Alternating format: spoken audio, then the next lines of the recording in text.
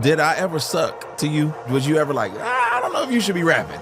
We got time for this? We got time. What was it about raising me that made you say, I don't know how I feel about church? I'm going to quote this. My grandmother told me one day. She looked at me in my makeup. She said, "You such a pretty girl. You going to hell." Woo! Hey, man, some celebrities be trying to holler at my mom for real, though. I seen it. Like who? You know who. Don't have me get to talk. I don't need We're no not going to say no names. I don't need no nesters and resters. I don't What need does that mean? If you want to nest and rest and have narcoleptic, whatever, you falling asleep, trying to date me, That's it. We go shut it down at that. I did my book, and I remember I talked about my abortion story, but I hadn't told you yet. No, you didn't. And so I had to call you. And do you remember that conversation? You can talk about it. Tell the world. Okay. This is The Deep End with Lecrae. All right, ladies and gentlemen. Today, first of all, I've had a lot of guests on here. Okay, I've had a lot of people. I had Grammy Award winners. I had somebody who was nominated for 31 different Grammys. Okay, I've had authors. I've had musicians, athletes, but none of them compare to today's guest, because none of them changed my diapers. Okay, none of them breastfed me, even though I don't know if that's true or not. I don't know if I was breastfed. That's a good question we might have to get into. I don't know if we're gonna get into that. I don't know if that's even appropriate. The point is, none of them are my mother, and I have my mother with us today. And hey man, we just gonna have a conversation. There's some questions that people have always wanted to know. There's some things I've always wanted to know, and today we just gonna have that conversation. So Mom, let's go. Let's do this. we just gonna talk. Let's jump into it. Okay, so one of the things that is funny, because as I was even thinking about this episode, I was like, man, what are we gonna talk about? You know what I mean? Because there's a million different things to talk about. What are we gonna talk about? But I think there's a lot of areas. We talk about a lot of stuff anyway, like on the phone. I feel like we had tons of conversations, tons of transparent conversations. And sometimes, I get pushed back in the family for being too transparent, maybe too vulnerable for some things. And you've always encouraged me, like, hey, that's my reality, what I've experienced. That's right. So just say tell what's your truth. Right. So I've done that, but I do feel like there's going to be some pushback probably for the conversation that we have from somebody. So, well, we got to keep it real. We got to come from underneath that rug and sweep the dust off of us and get down with it. Before we even go deep, let's keep it light. Okay, we're going to keep it light. I want to know how well you know me. I know you very well. Let's find out. Come on. Let's just see how well you know me. So, not even know me. Let's see it. I just want to make sure your brain working well. How many? Well, you don't have to realize how old I am. I didn't say nothing. I didn't take Ginkgo today. It's ginkgo. It's ginkgo, but it's fine. Ginkgo, whatever you need to take. Okay. Do you know the name of my first album? Yes, Real Talk. All right, I'm impressed. See, I even bought it. Want to see it? Where is it at? Did you bring it with you for real? Sure did. Where the minute? Unwrapped. Let me see that. I got some more. That's crazy. What did you think when tell me your version of me making this album, like me doing this. What's your version of this? Because I know mine. Okay, your version making this album. Or not even that, but just making music, starting to do the music thing. Like, how did you see all of this happening? Because I remember just working a job. I graduated college. I got me a job, and then I was making an album on the side. You was bootlegging in the bedroom. You bought those eggshells. Oh, okay. From Walmart or Target. Those eggshells you put on your bed. Yep. And you nailed them to the closet. Walls in the closet. That was your sound studio. And y'all let me. You let me do it. Yeah. And you were okay. So me going to college, graduating college, getting a job, and then saying I want to be a rapper. How did you feel about that? You was always rapping ever since you was 8. Okay. But I came to your job one day, and you was sitting at a desk just like this. Uh-huh. And you said, Mama, this is how you said it, Mama. Corporate America is not for me. I looked at you like, okay. Uh-huh. And you said, you slid the CD and said, I'm going to do something else. I said, this is your future. Yeah. This is you. I cannot control. I had faith in you. I had faith. I don't know what it was. I could fight kids. I could fight Gigi. Mm-hmm. But I didn't fight you on it because I had faith that you was going to make it. Did I ever suck to you?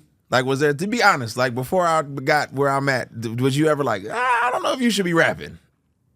Or did you always, or you wanted parents that you always thought I had talent? I always thought you had talent. Word? Yeah. Oh, because I always thought you had talent. Okay. You had music, you was into it, you wrote poetry, but you could rap. And you took the lead when you was 8 years old. So you believed I could rap from the beginning? I'm going to tell you, the job I had, William Street, Yeah. and you did that street party, when they was going whoop, whoop, whoop, whoop. It was going whoop, whoop. No, I'm asking because You could rap. You could rap. Because You could David rap. came to me, my oldest, he came to me and he was like, I think I can rap. I was like, I think you need to just stick with your other things. All right, so this thing right here is an album.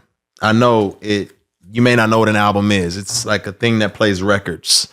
A record, in order to listen to it, you have to flip it over to hear both sides of it. Now, generally, the A side of the record is all the commercial hits, all the stuff that everybody knows. The B side is like the deep cuts, the stuff that most people don't get to hear, the stuff that's like, whoa. I wanted to be successful to escape dysfunction.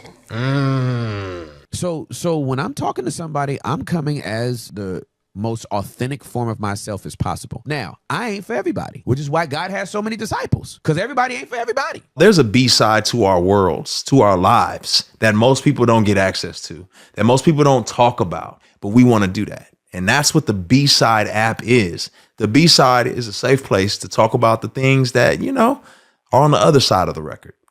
Download the app and join the family. See you on the B-side. So I'm not going to be that parent. I'm going to tell my kids when they're good at something.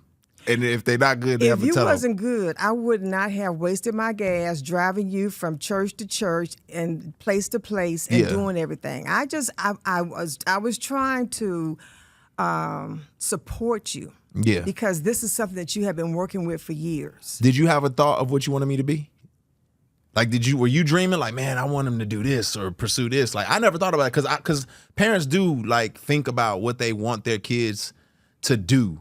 You know what I mean? Like, oh, I hope he does this or I hope he gets this or does it.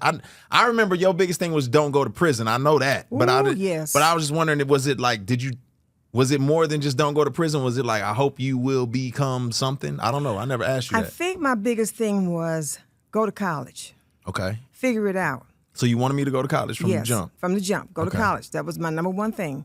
Go to college from the jump. Why was that important to you? Because education was important to me. I just felt like, you have to have that piece of paper. Yeah. People can take everything away from you, but they can't take that paper away from you. Who do you think my favorite artist is? Tupac. You right. Why do you think it's Tupac? What makes you? Because you just always talk about Tupac, and then you was like, okay, his music resonated with you. The music, the words. It was just the words and where he was coming from, his thought pattern. But I would hear his music back there. I cried when he died. Do you know that?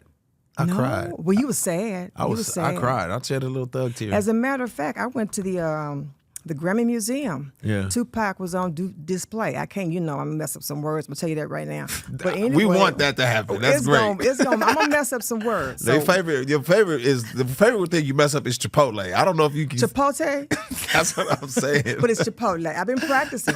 All right. Okay. So anyway, I went in there, and when I looked in the display cabinet, they had notebook paper.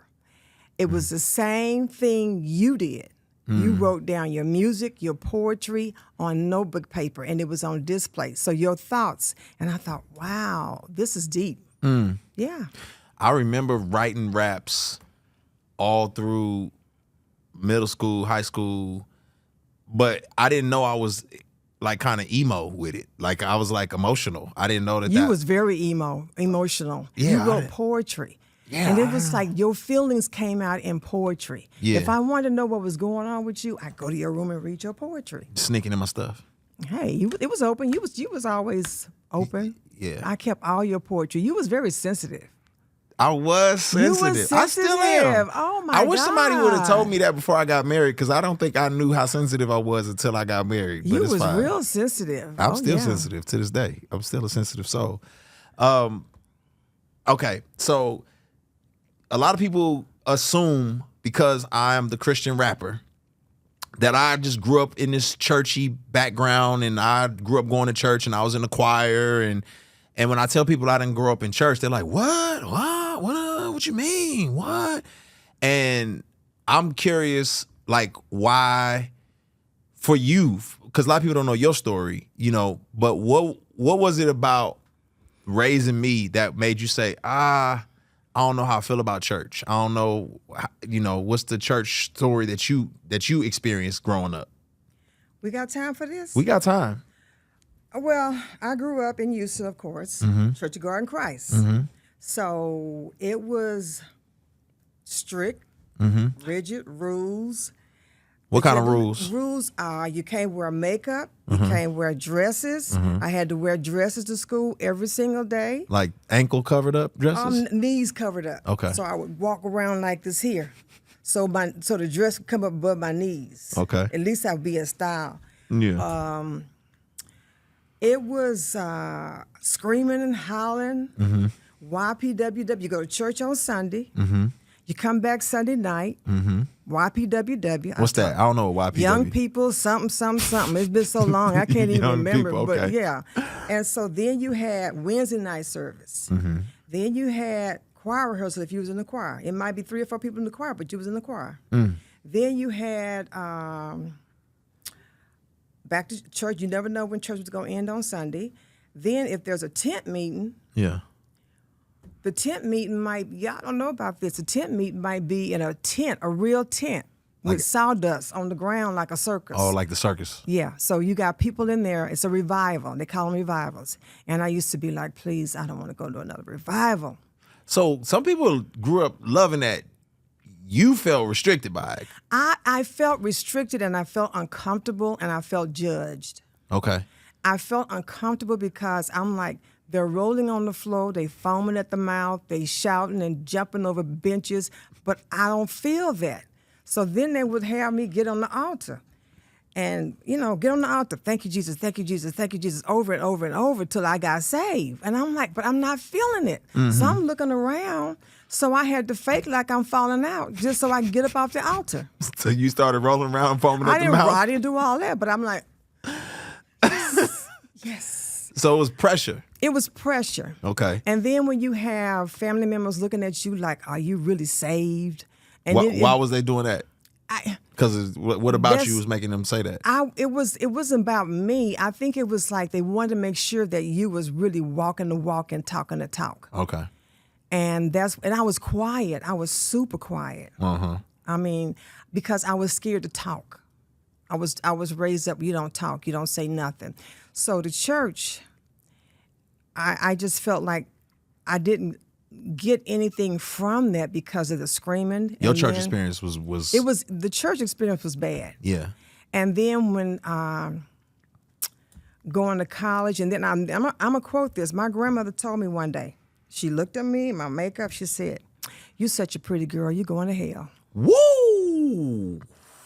And then she saw my red nail polish. She said, "I'm gonna call your uncle."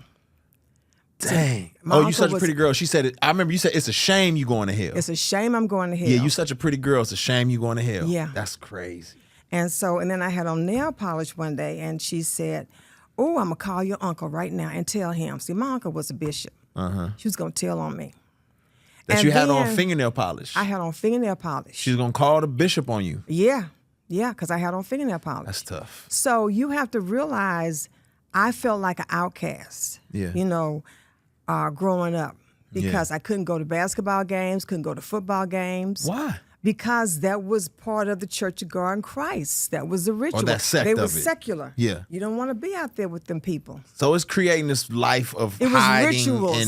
and just Right. yeah. It was rituals. And that's what you was running from when you became an adult. It's like, I'm not gonna be a part of this. I didn't want to be a part of that because it was the same cycle. And I felt Yeah. like if my kids are going to, my kid, if you guys are going to experience church, I need you to educate yourself on religion, whether it's Buddhism, Judaism, Baptist.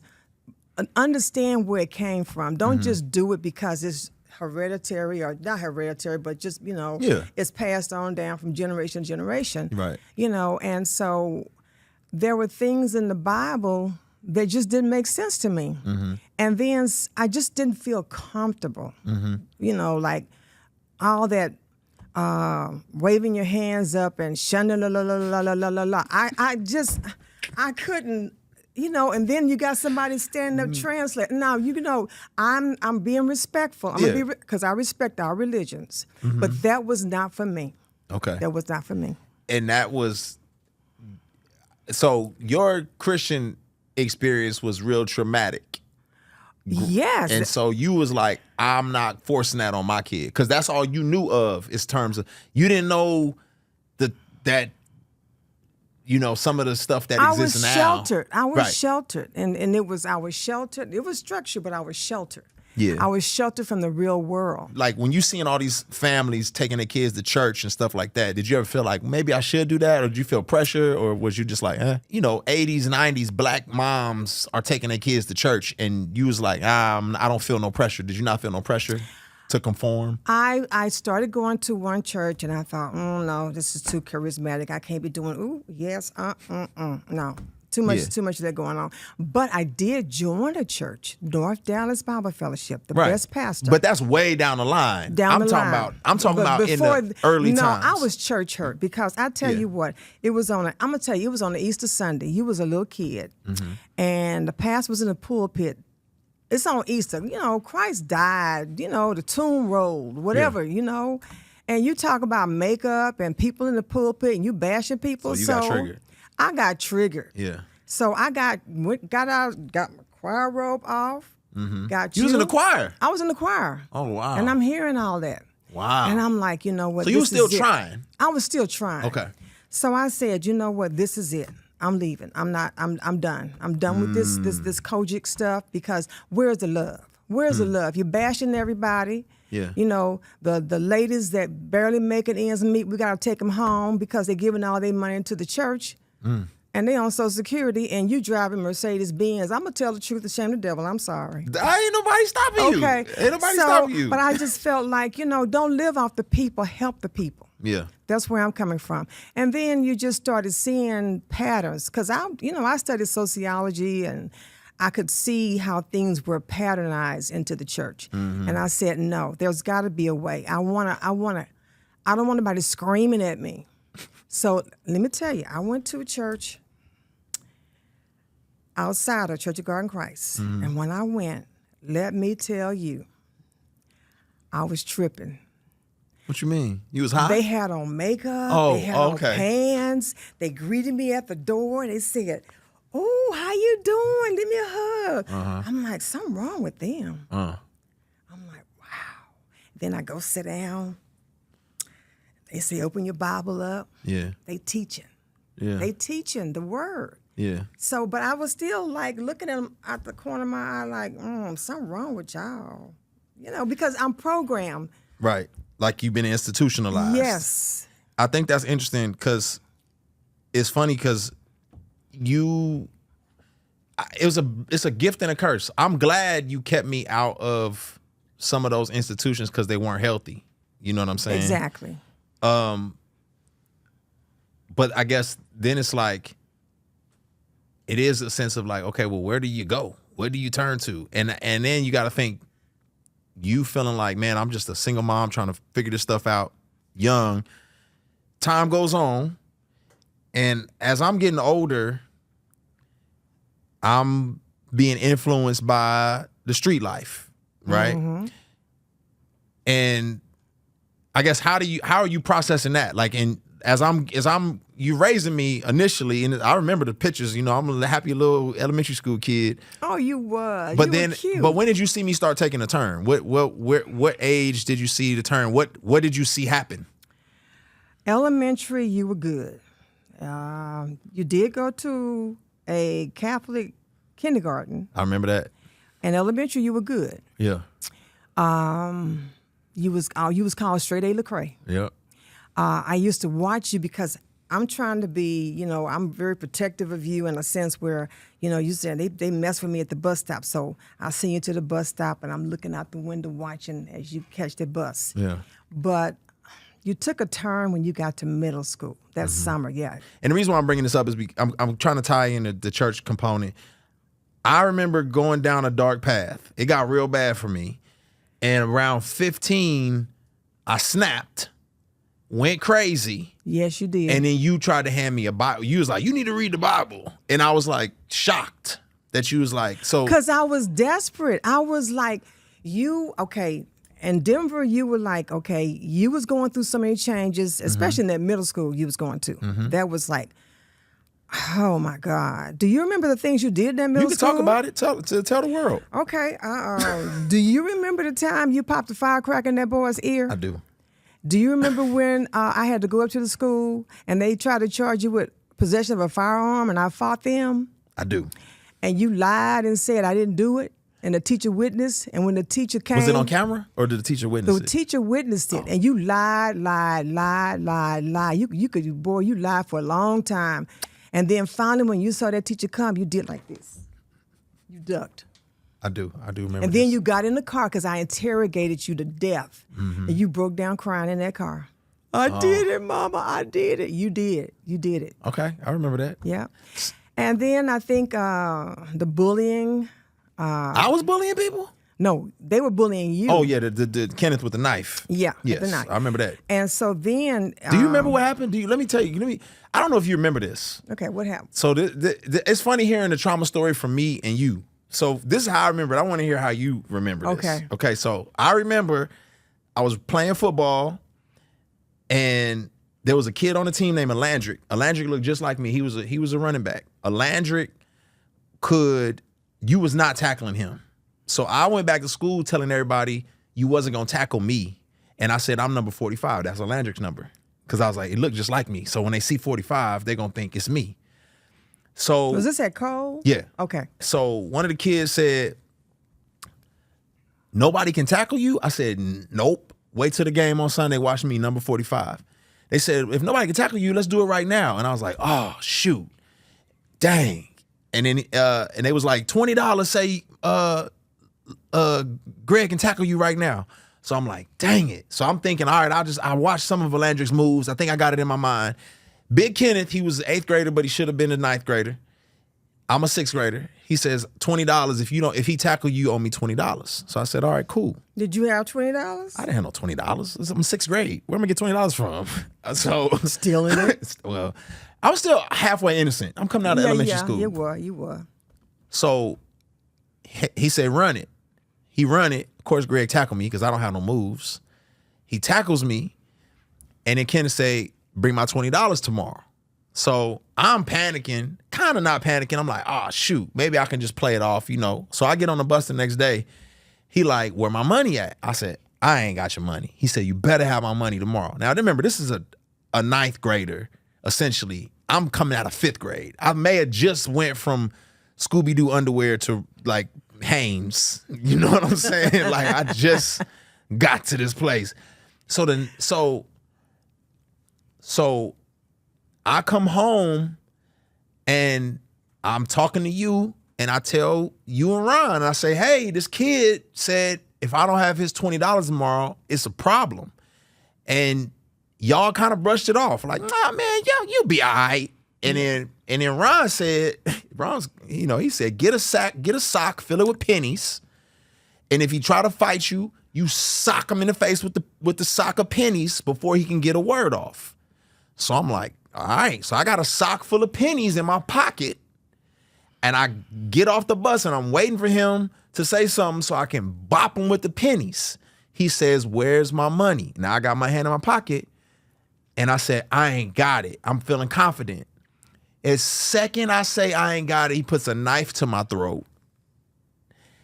The pennies I forgot even existed. And I turned back from 6th grade Cray to 5th grade Cray with the Donkey Kong underwear. Yeah. And I took off running. So I'm traumatized. You know what I mean? Now, Yeah. I don't know. How do you remember this situation? Okay, how I remember it, the school called me. Okay. They said, you got to come up here, get your son. Yeah.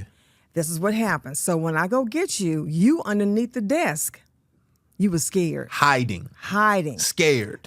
I was like, I didn't know they did this in middle school. Like, they stabbed my this. I'm in poor prison. baby. They shanking us. I'm like, my poor baby. Right. And so I was like, what am I going to do? You know, Yeah. so it's a school of the arts. Yeah. But then you are, I think it just messed you up to be under the table. You was scared. You was actually scared. Terrified.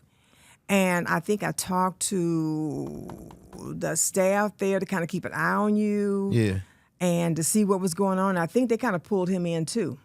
Oh, no. He got expelled, and everyone said he's coming back at the end of the year to shoot me with the Crips. The Crips. No, I didn't hear about that. No, they told me this. Why didn't you tell your mama? Because I'm trying to figure this out. I got to figure life out. Okay. I messed up the sock of pennies already. I got to figure this next situation out. So, yeah, I ended up fighting another kid named Jamel because he was Kenneth's friend. He was mad that I got his boy expelled, and I was like trying to prove myself, But I was wondering how you saw that whole situation. But it was traumatic. It was traumatic for me, too. So I'm just thinking about, like, you raising me and seeing these different iterations of my life. Like, what was the time period for you, let's say before I became an artist and was doing good, where you were the most afraid, like, I don't know if this is going to work out? I had faith it was going to work out. Not just the music. I'm talking about me as a person. Scared as a parent, mom. The worst nightmare is your son getting arrested. Yeah. And I would always say, where you at? I was always, where you at? Where you going? What's going on? So when I got arrested in 9th grade, how did you feel? No, you got arrested before 9th grade. Oh, okay, that's true. Well, you didn't get arrested. I got but brought home by the police, for sure. Yes, for doing that gun thing, you and your buddy. I forgot about that.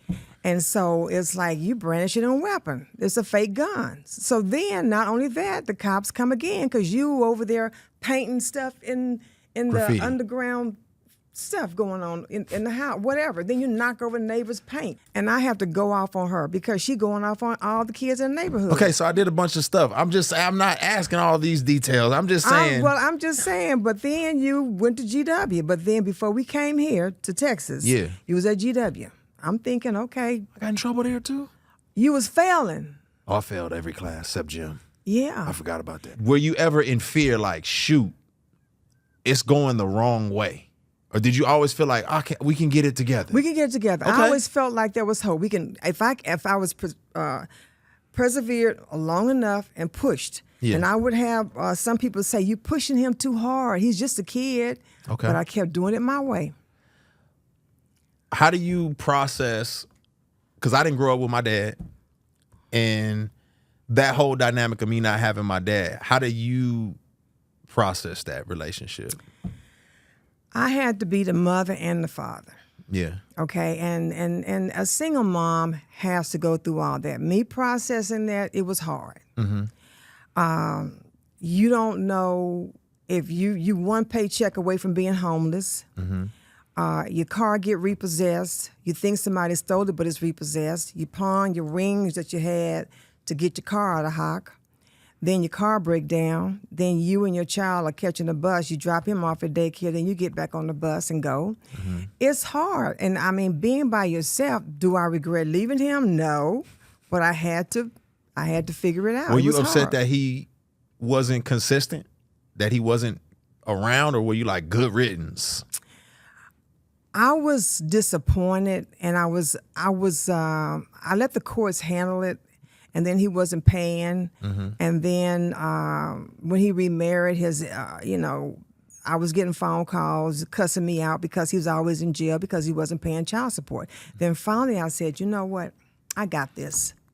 I can deal with this. I don't need to deal with the drama. Because if you look for the money, you're going to be disappointed and you're going to be mad. So if I stop looking for it, and I just said, I can do it on my own. We never went on welfare, but we had commodities. Yeah, y'all was hustlers. Oh, yeah. I ate that government cheese. That government cheese was That powdered good. Make milk. the best burritos. But I got tired of eating liver. Oh, that liver. Liver was trash. Oh man, you give your kids some liver now? No, they wouldn't even know what to do with that. They wouldn't even. Boy, They wouldn't. that They, liver- first of that- all, that fried liver and all they know is ketchup, Uber Eats. That fried liver and So, ketchup was good, wasn't it? With some macaroni and cheese. Man, I remember riding the city bus a lot, right, as a kid. And I wonder sometimes if it made me grow up faster and made me better. Do you think me being, growing up with having to be more independent because it's just me and you, do you think that was beneficial for me? Do you think it hindered me in some ways? When you look back on it all? I'm trying to think. You rode the city bus. I think we were still in Green Valley. I remember like, I'm keeping it 100, and I'm not here to shame nobody, but I'm just keeping it 100. You've been in relationships with men that they were present but not present.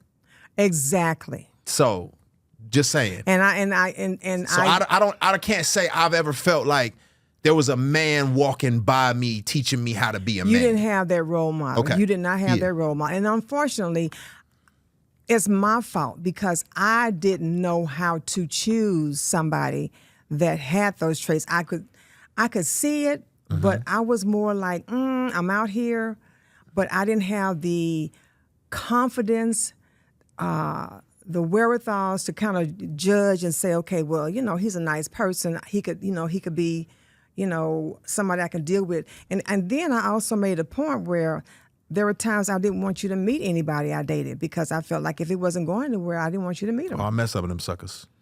Yeah, they would. I mean, you probably met JJ. Was a good JJ one. was cool. He was cool. JJ was cool. Okay. He was cool. And And- then the one and- that cried. Why your mama don't want to be with me, man? Why your mama don't Well, want to be you know with what? me? My self-esteem was so low, and I didn't think a lot about myself. And when a man said, "Oh, I really like you," I thought something was wrong with them for liking me. Yeah. Is that from growing up in that environment where you was made to feel like you was less than? Growing up in that environment and then having been raised by my aunt and uncle, I didn't have the confidence and the wherewithals to really sort things out. Yeah. Yeah. So when I move forward and I get to this place of, I turn this corner, right? I go to college, I turn this corner. Wait, we ain't finished high school yet. Well, we can't. What else? You got another high school story you need to tell? Yeah, when Okay. that car got shot up. Oh yeah. I forgot about Yeah. that. Okay. Well, that's. I mean. And then I found out years later that you was dealing with gangs at a party or something. That was. I was dumb. Okay, That's that the was point dumb. is I was Okay, dumb. Okay, so we got through that. Okay, so I was dumb for a lot of years. Now I've been dumb, but I get to college, on a whim, I audition and get a full scholarship. Yes, you do. I didn't even know Full I scholarship. could, right? So I get this full scholarship. I get to go to college. I come home one day with Bible verses on my neck. Now I'm wondering, what are you thinking? Okay, you come home. You done found Jesus. I commend you for that. No, okay? but that's not how it went down. You didn't Okay, commend but- me when I came home No, with Jesus. but I want you to tell how. Now, you got it in one of these albums somewhere. And you was a fanatic. I am okay. You was a fanatic. Okay, That's you true. came home with a string around your neck and you had all these Bible verses. Uh-huh. And I'm like, boy, what Like you index going with all cards. these Bible verses around your neck? Uh-huh. And then you was like, Jesus, this mama, and Jesus. I said, can you come home and talk to us about anything but Jesus? I mean, you was a fanatic. You were so mad. It was You were so mad. because you wouldn't stop. Everything you sit at the table to eat. Jesus said this and Jesus did this. He and changed my life. He changed I your could have been life. in jail. No, he changed your life. And I said to myself, if this meant changing him and he found peace in his soul and he found life again, I'm thankful. Lord Jesus, throw me on the floor. I'll roll. Okay. Okay. But I was grateful because you were lost. You were definitely lost. Yeah. And so when you came home, and then I would have friends telling me, I saw your son picket in the club, with signs and stuff.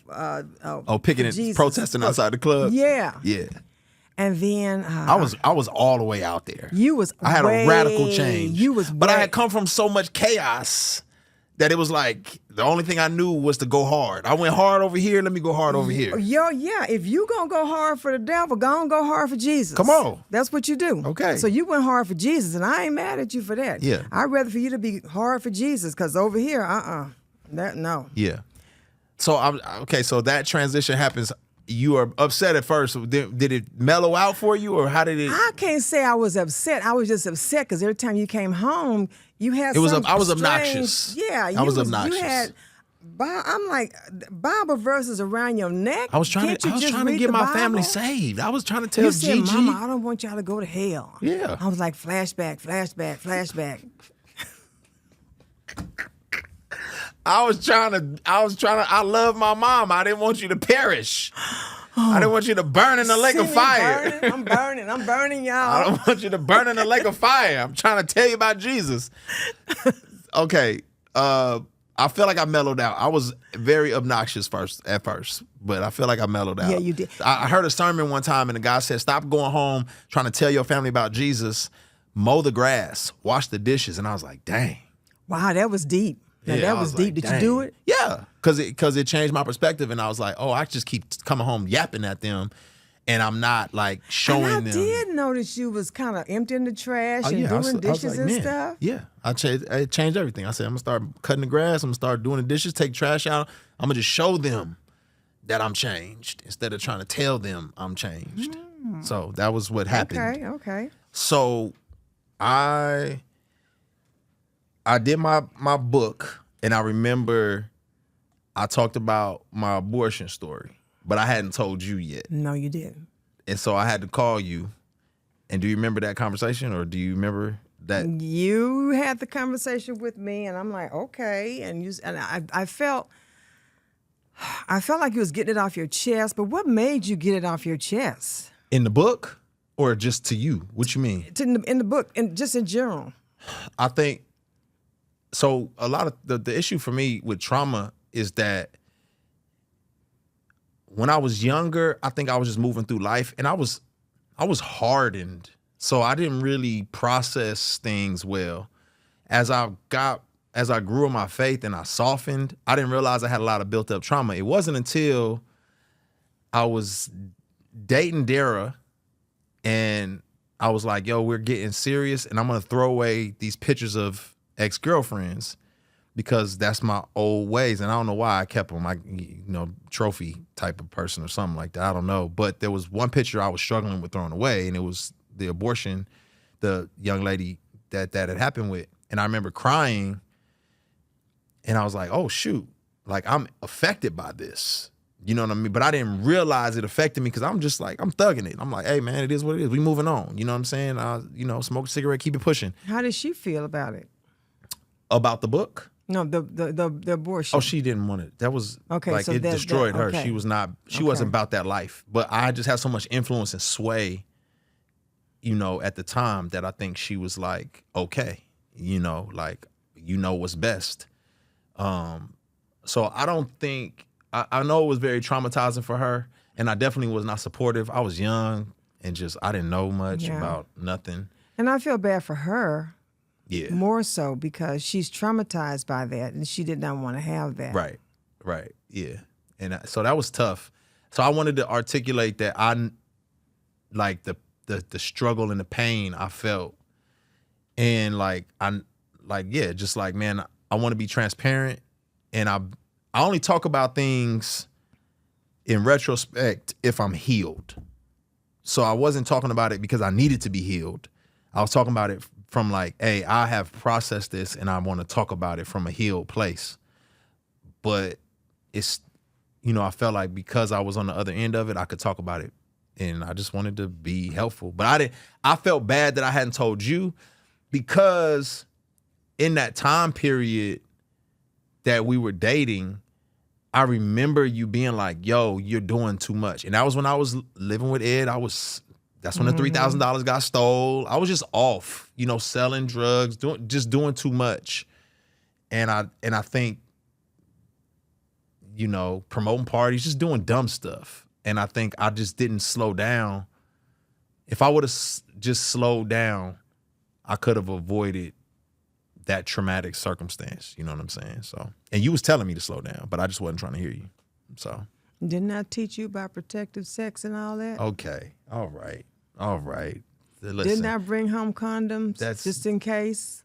that's Didn't I have roundtable discussions about that? okay. But what we even outside of that, But I know it's, abstinence is the safest. yes, it's the safest. But if you're gonna be out of control, but with that situation, I was shocked. I mean, I wasn't shocked, but I felt bad for the girl. I felt bad Yeah. for her because nobody should go through that. Yeah. And I know that you being sensitive the way you are, I know you was feeling a certain kind of way. Oh yeah. But no, let's talk about the chaos. Let's talk a little bit about the chaos that I grew up in. Oh, come on, let's talk about it. Let's be real, because you know what? Because I was a mess outside, but it was a lot of mess inside. It was a lot of mess inside. And that Okay. was my fault. My fault for that mess, because I saw the mess coming. Yes. And I stayed. It's like I've seen the tolls, but I didn't want to pay. How much can we talk about? Talk about it. I'm going to be real. Can we talk about the time when both of y'all was going to jail at the same time? Oh, yeah, that's fine. When when I told him, you locked me out the house, he locked me out the house.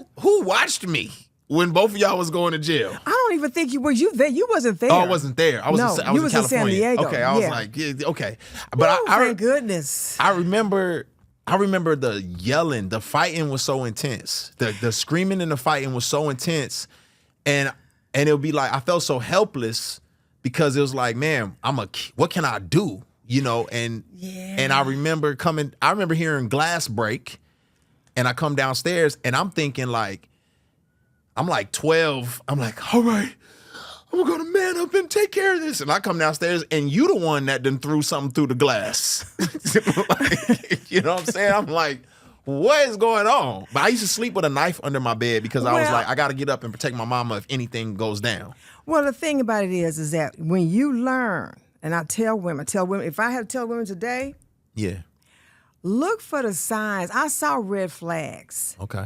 And I didn't pay attention. When we were dating and you actually knocked them glasses off, he had an attitude. And I'm like, oh, you need to go home.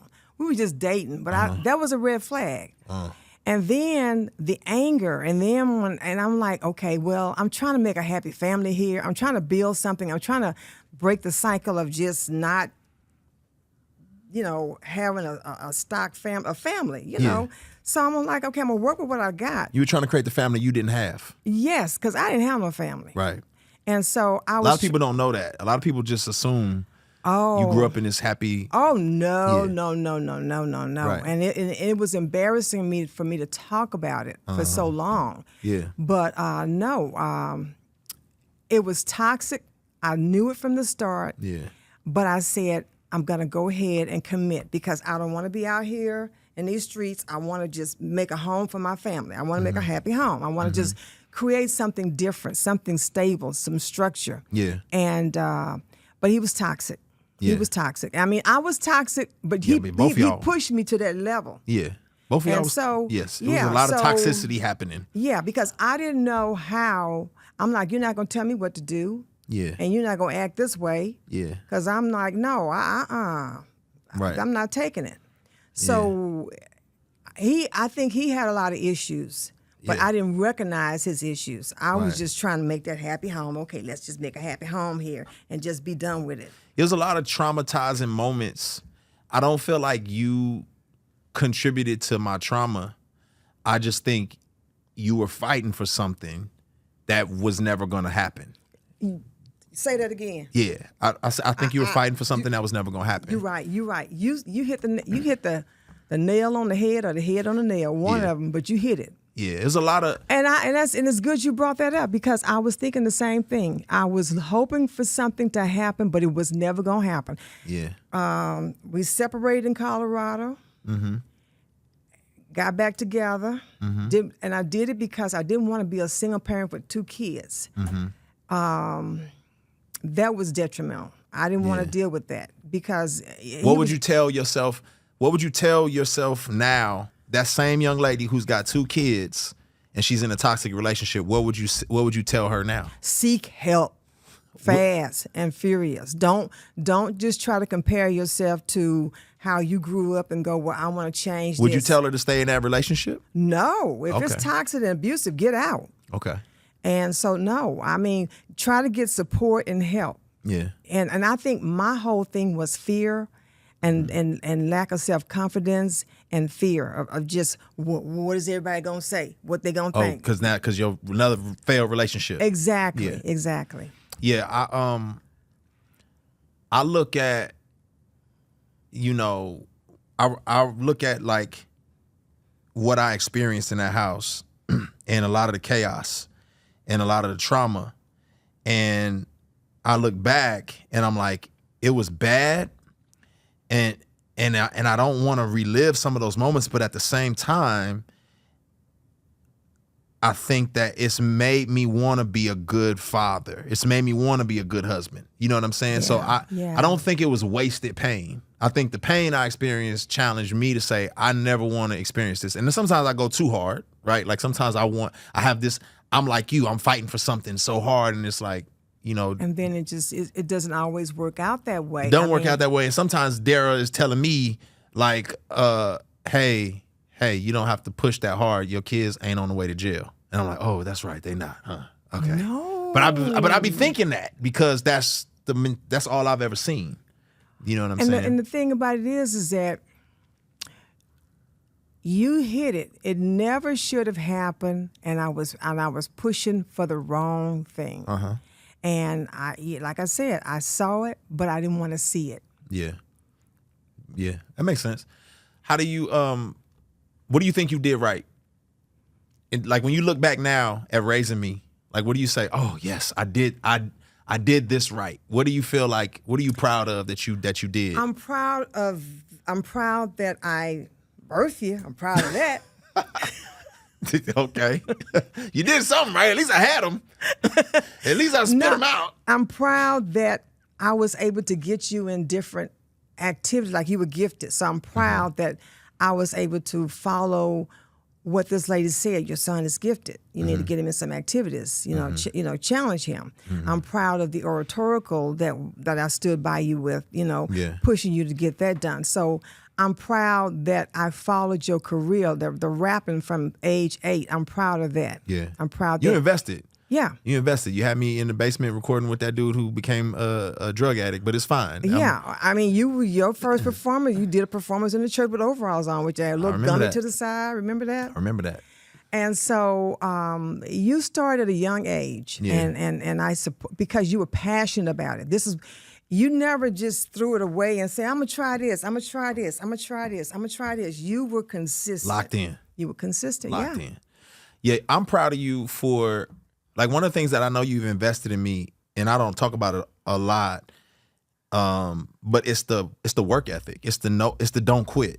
Because I remember times being lazy, especially like in my younger years, just being lazy or trying to get over, right? I remember specifically, I was living with my guy, Ed, and we had jobs as a cover, but we were trying to figure out how to sell a little bit of drugs on the side, promote a couple parties, and that's how we were making money. And I remember I made $3,000 one night. I was out there hustling. I made $3,000, and somebody broke into the car and stole all the money.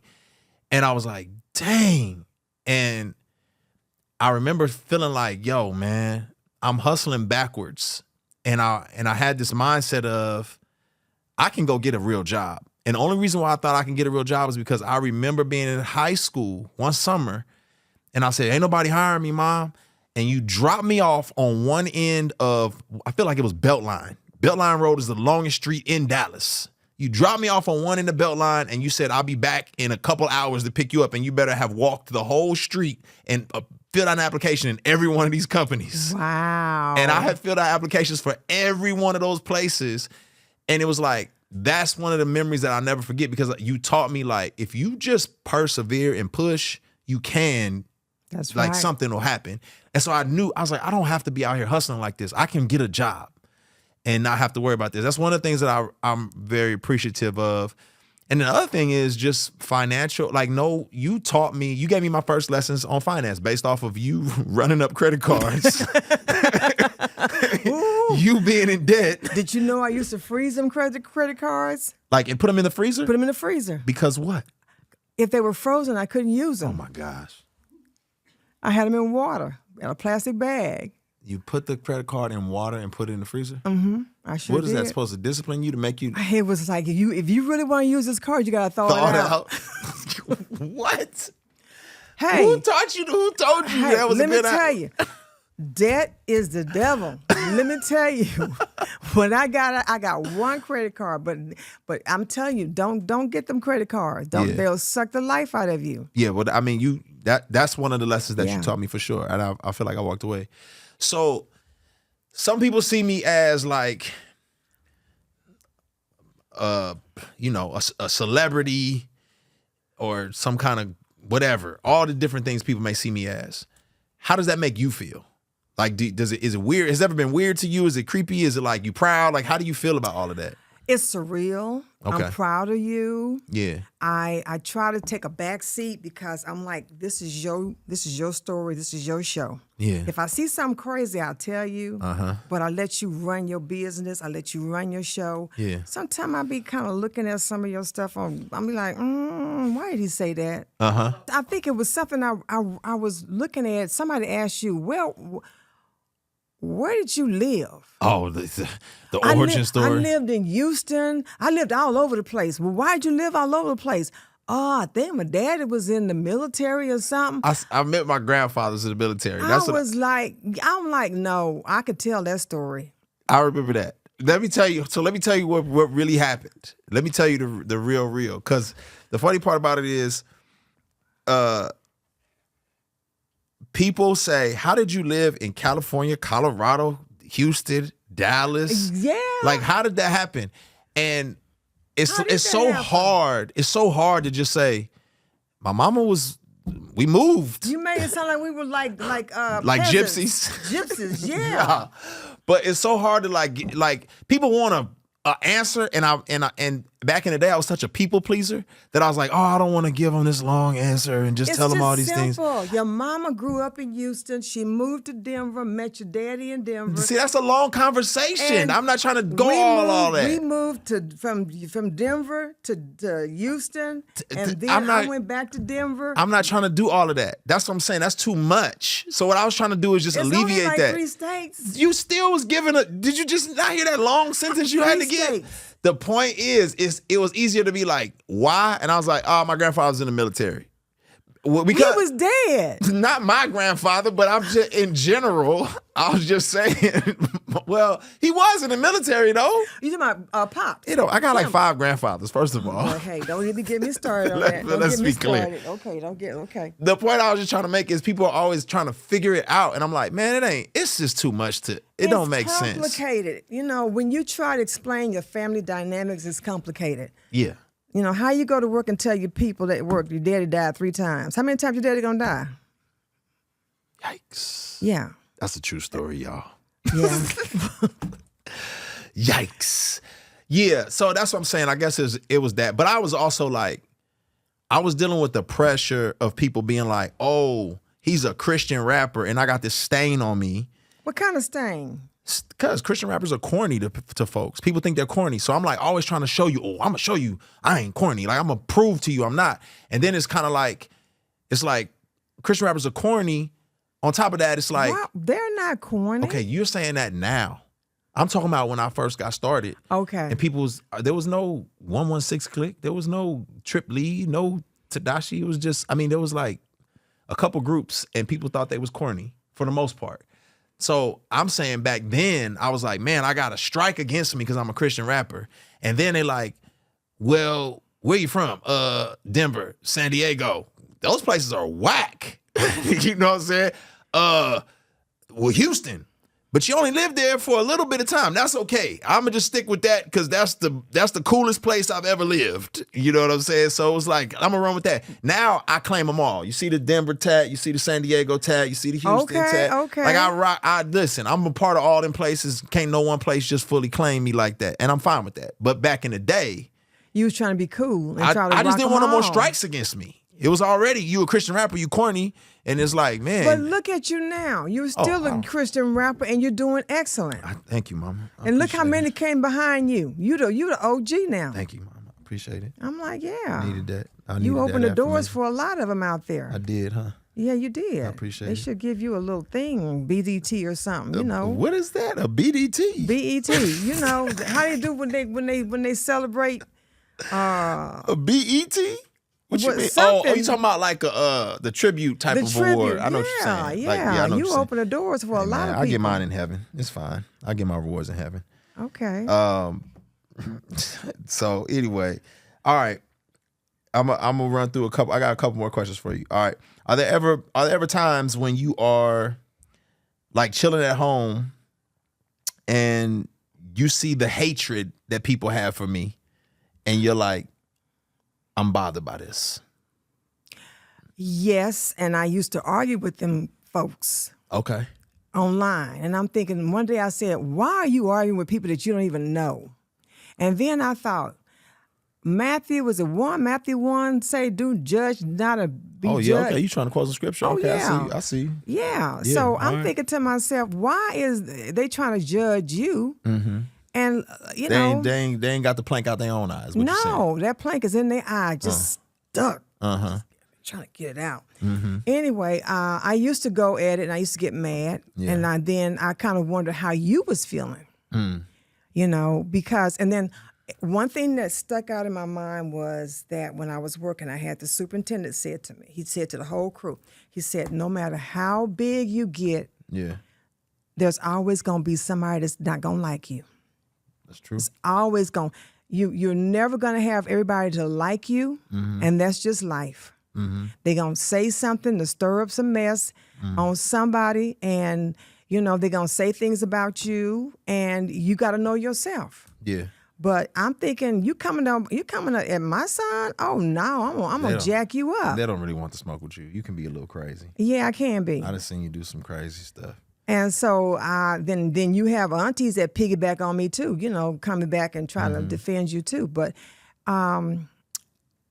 I just think that a lot of times it could be jealousy. A lot of times just people are just evil. Or a lot of times people are taking their Christianity to a whole nother level where they just want to judge. Yeah. And you're human. Number one, you're human. Yeah. And you're not perfect, but you're trying to do God's work. Yeah. So Any favorite moments in this whole journey? Like, cause I don't know what it's like to be. I'm just living it, so I'm not really paying attention to it. But it's like, you know, Grammys and award shows and Jimmy Fallon and all these things. Like, are there any favorite moments for you that just like, oh man, that was a moment for me? Jimmy Fallon was a moment. Today's Show was a moment. Really? Just seeing you, and then your friends calling you saying, "Oh, I saw your son." Yeah. That's Jimmy Fallon was a moment. You was on there. I was like, okay, he's doing that. Today's Show or something coming on TV, I'm gonna watch it. You know, you. I don't know. I'm just wondering what's been something for you personally that you like, man, I'm glad, you know what I'm saying? Like, You know what? You did one not long ago. Was it on Today's Show, Morning Show? One of them. And I was so proud of you. You was poised. You was real. Like, you're always real. yeah. But you came across like, this is who I am. It's like you came into full circle of who Right, you are. right. And I love that about you. I was always trying to figure out who I was because I didn't have that picture. Yeah. You know what I'm saying? And that's one thing is, man, I think you did a good job of trying to help me see I was more than just these stereotypes. Because for me, I had this mom who wants me to get an education, go to college, do right, and is always trying to better my life.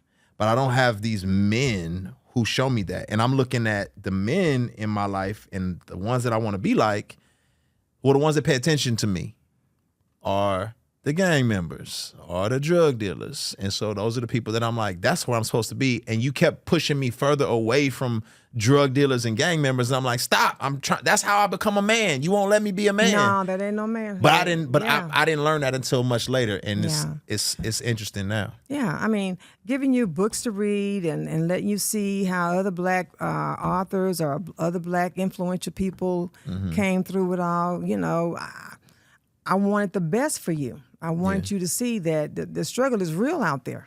It's real. And I would hope that my grandkids would follow suit and understand that, you know, I don't want history to repeat itself, but Get that education. Yeah, talk to them one time because I can't. Maybe Grandma can say it to them. What do they need to hear? They need to know. Get that education. Read because history can repeat itself. That's good. You know, you may not be picking cotton, but you might be picking peas. I don't know what that means. Just think about it. The way things are, getting that education, educating yourself. Yeah. The grandkids should read. Yeah. Get it for themselves. Read books. If you can't read books, Google or YouTube and read a book. Yeah. And I think I always say readers are leaders, and you read a lot. Yeah. You did a phenomenal job. One of the last things I'll say too is your music. I think that's I forget to credit a lot of what I do to the fact that our house had music playing 24/7. Oh, I love music. All the time. I'm tone deaf, can't hold a tune, but I love me some music. I mean everything. And you know, you love funk. The funk was in the love house. funk. So when Snoop and them came out, he's like, look, that sound like us. That's what we did. Yeah. You know, but you used to dance in the kitchen to clean up, you playing music. That's how we do. You have parties every weekend with people coming over, the music is playing. Like it was a thing, you know. You don't have people over with no music going. You just can't sit there like this. Well, some people do. We had BET on TV though. Yeah, you love watching music videos. Oh yeah, Donnie Simpson. Donnie Simpson. Hey Donnie, if you single, man, my mama's single, bro. Donnie Simpson married. He got married. He been married for years. No, I thought he was single. No, I think he back on the market. No, him and his wife been together for years. Hey man, some celebrities be trying to holler at my mom for real though. I seen it. Like who? You know who? Don't have me get to talking. I don't need. We're no not gonna say no nesters names. I don't need no nesters and resters. I don't. What need does that mean? If you want to nest and rest and have narcoleptic, whatever you falling asleep, trying to date me, I'm not trying to be no hospice wife either. Yo, it is happening right now. All right, don't nesters. I'm just looking out for. Hey, she out here, man. She don't need no nesters or resters. But if you a little vibrant, you got some pep in your step, she's on the market. I don't mind a little Bengay every now and then. Hey, man, I don't know what that means. I don't know if I want to know. Okay, we go. That's it. That's it. We go shut it down at that. That's all we got. We're done. No. I mean, for the most part, yes, you did. I mean, I did it. We had a good conversation. Wow. I think we had a good conversation. It flowed, didn't it? It's flowing. And this is why I say, hey, I appreciate you. I'm grateful I appreciate for you. I love you. I appreciate you. I'm proud of you. Yeah. And I want you not to let the naysayers get in your way. Oh, it's too late. No. It's never too late. It's too late. Let me tell you. This right here. I'm cooked. Anomaly was a good one. But this one right here, that's when I knew you grew. All things work together. That's when I knew you came in full circle. What's your favorite? Top number one? Top number one would be the first one. Really? Mm-hmm. That's Why? the first one. Because to me, that was the life changer. Okay. That was the life. I mean, I hold that dear to my heart. I was still broke. Didn't no money change when that album was You made. was leaving money in the backseat of your car all the time. I don't know. Yo, you used to do my booking. You were terrible at it too. I thought I was good. You was terrible. I was missing you ADD. I was missing calendar things and emails. You had people that act like they couldn't do stuff. You wasn't terrible. Preachers. Let me not say terrible. Terrible's hard. You was like, okay, this is not what you should be doing. I was working a full-time job. I know. And how do you fire your mama? That's the hard thing for me. It was like, I'm like, what am I doing? I had a couple of guys that were preachers, actually. They were the worst ones. Well, can I get a discount?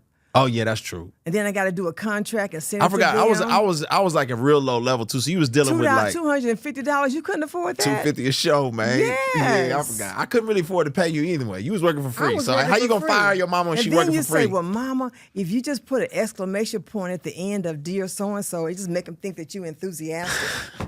Next thing I know, y'all came and got the equipment and said, you fired. Fired me. Listen, Yeah. Listen, man. You know, I didn't even get no unemployment. you wasn't getting paid. So how you gonna get unemployment if you wasn't getting paid? But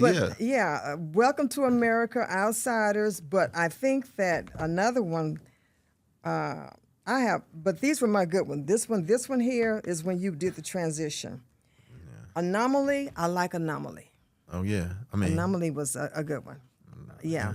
500,000 people like And people don't realize this, but your music is who you are. You do tell a story. You just ain't on there just rapping about anything. You tell a story, and that's why if people listen to your music, Oh, they gonna get my life. I ain't never lied to you. Yeah, they gonna get you. Well, y'all, that's my mama. I appreciate you, and I survived this. you did. You survived. It wasn't that bad. You did fine. You know, yeah, because I be having anxiety. I be like, oh my gosh, it was just a conversation.